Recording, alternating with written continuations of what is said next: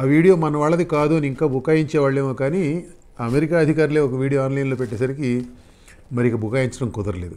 దాంతో ఆ బుకాయింపు పక్కన పెట్టి వాళ్ళు ఏమన్నా వార్ హీరోలా, నేరస్తుల చేతులకు బేడీలు వేయడం కూడా తప్పేనా అని ఓట్రించడం మొదలుపెట్టారు. అమెరికా వారు వీడియో విడుదల చేసినా చేయకపోయినా విమానం దిగిన తర్వాత వలసదారులు చెప్తారుగా అసలు విషయం. అందుకనే ఏమాత్రం ఆలస్యం చేయకుండా జాతీయ మీడియా రంగంలో దిగింది.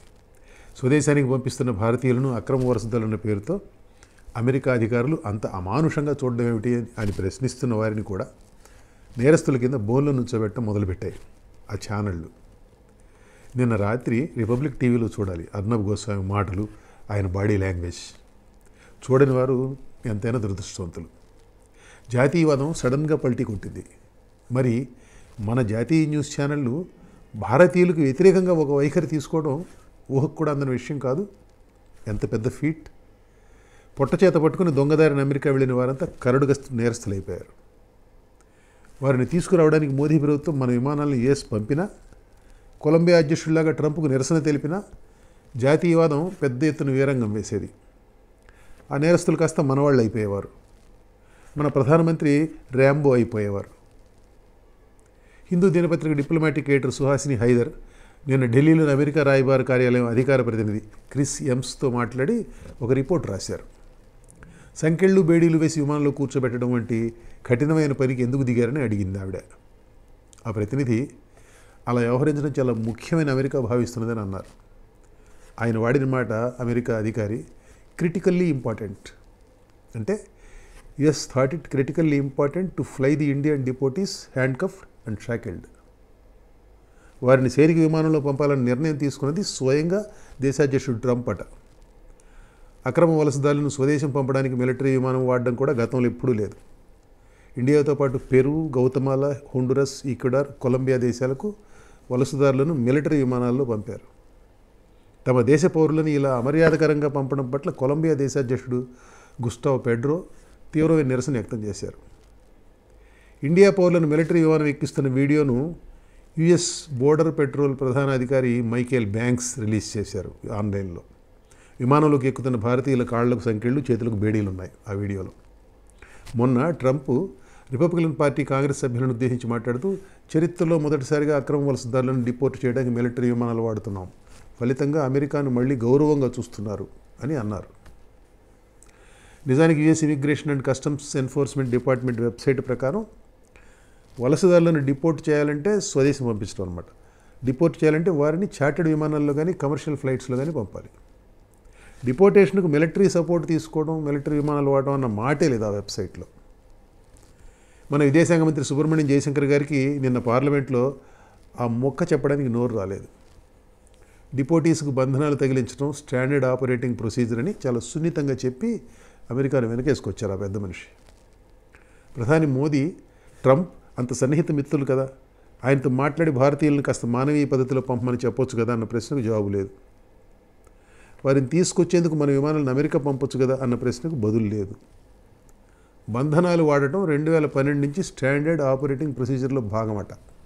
జయశంకర్ ఉవాచ. సంకెళ్ళు బేడీలని కూడా ఆయన తన నోటితో ఉచ్చరించలేదు.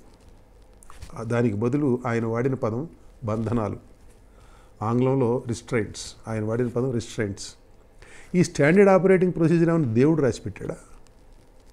అమెరికన్ సర్కార్ రాసుకున్నదేగా. వారు రాసుకున్నది వారు మార్చుకోలేరా? అయినా మనం అడగాలి కదా ముందు.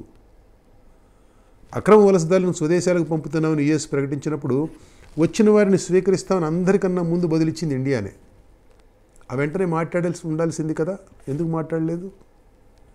వలసదారులను సంఖ్యలతో మిలిటరీ విమానాల్లో పంపడం అన్నది ట్రంప్ స్వయంగా నిర్ణయించిన పద్ధతి ప్రకారం జరుగుతున్నది.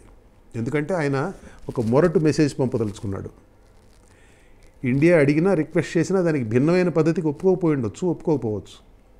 ఆ మనిషికి దౌత్యమర్యాదలు తెలియవు, అది నిరూపణ అయిపోయింది ఈ పాటికే. కానీ ప్రపంచంలోనే పెద్దదైన ప్రజాస్వామ్య దేశంగా మనం మన పౌరుల కోసం ఆయన ఒక మాట అడగలేమా? అడగకపోగా సమర్థిస్తామా?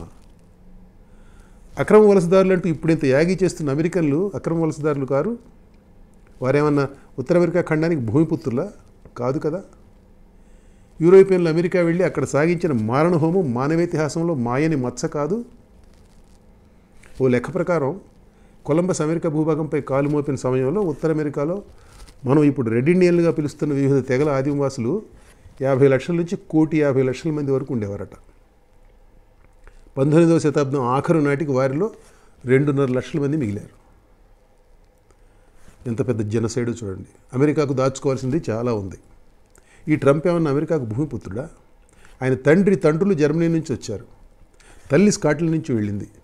అమెరికా చరిత్ర అలాంటిది. కాబట్టి ఇప్పుడు అక్కడికి అక్రమంగా వలస వెళ్ళేవారికి ఆ దేశంపై హక్కు ఉందని చెప్పడం నా ఉద్దేశం కాదు.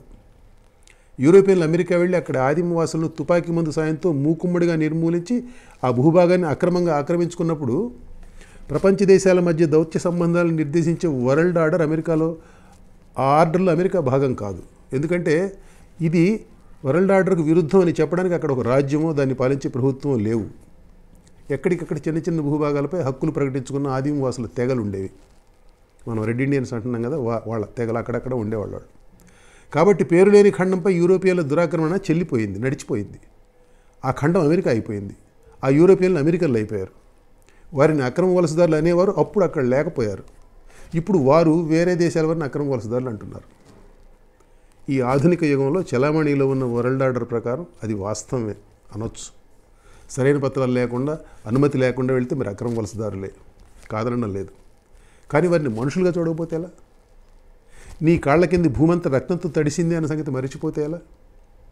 పోనీ ఏ వరల్డ్ ఆర్డర్ ప్రకారం నువ్వు ఇప్పుడు నీ దేశంలోకి వచ్చిన వారిని అక్రమ వలసదారులు అంటున్నావో ఆ వరల్డ్ ఆర్డర్ను గౌరవిస్తున్నావా నువ్వు? లేదే. గాజా భూభాగాన్ని అమెరికా స్వాధీనం చేసుకుంటుందన్న ప్రకటన ఏ వరల్డ్ ఆర్డర్ ప్రకారం చెల్లుబాటు అవుతుంది? ఏ అంతర్జాతీయ న్యాయసూత్రాల ప్రకారం నువ్వు ఆ ప్రకటన చేశావు? విసుగురు అని చెప్పుకుంటాను, మనమన్నా చెప్పాలిగా ఇది కరెక్ట్ కాదు బాబు అని. మన పౌరుల పక్షాన మనం కాసింత మర్యాద డిమాండ్ చేయలేం. ఇక మనమేం చెప్పగలం?